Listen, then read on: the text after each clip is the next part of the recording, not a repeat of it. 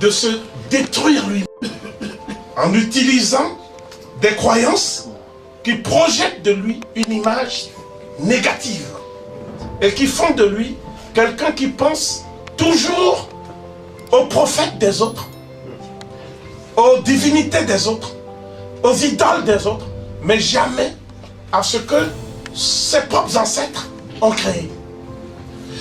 Cheikh Anta Diop écrit une phrase extrêmement importante dans un article intitulé « Un continent à la recherche de son histoire ». Qu'il me soit permis de commencer par ce passage qui me paraît important.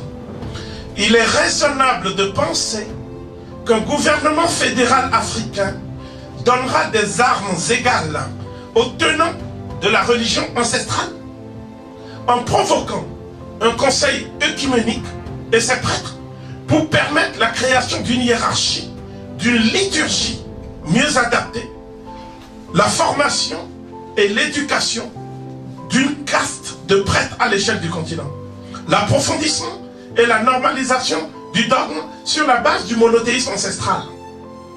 Ce faisant, le gouvernement fédéral futur protégera le continent de toute nouvelle pénétration insidieuse de l'étranger, mettra les Africains définitivement à l'abri de toute aliénation culturelle. Donc, c'est dans le recueil intitulé « Alerte sous les tropiques » qui a cet article-là, page 122 dans l'édition actuelle. Pourquoi j'insiste sur ça?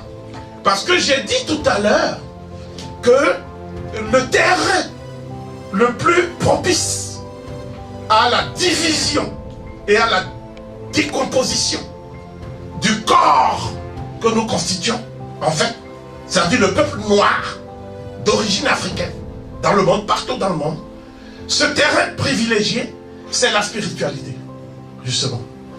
Et c'est pour cela que dans la démarche de Cheikh Anta Diop, il y a trois aspects. Il y a d'abord le fait de se référer constamment à la spiritualité ancestrale et à la religion ancestrale qu'il appelle le monothéisme ancestral. C'est le premier point. Deuxièmement, le fait de considérer que les religions qu'on appelle aujourd'hui les religions révélées sont devenues ce qu'elles sont parce que l'Africain a cessé de se référer à ce monothéisme ancestral. Mais compte tenu du nombre d'Africains qui sont dans ces religions, il est impossible de leur imposer par la violence et la force un certain nombre de croyances. Sinon, ce serait retomber dans les travers de ce que nous condamnons, c'est-à-dire les guerres de religion et autres.